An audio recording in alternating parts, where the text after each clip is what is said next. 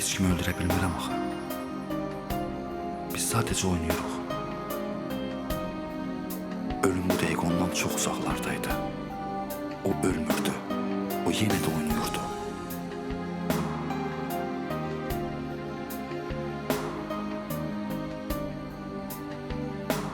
Bədbəxt.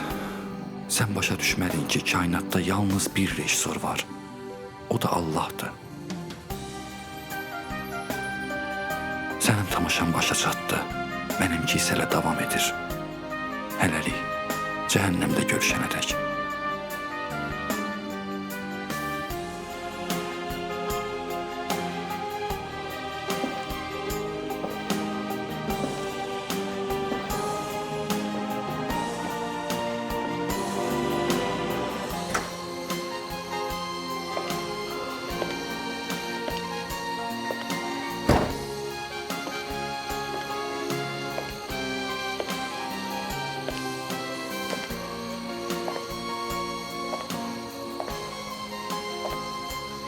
Həyətə düşəndə ağlımdan keçdi ki, o ölənə qədər bircə dəfə də olsun mənim səsimi eşitmədi.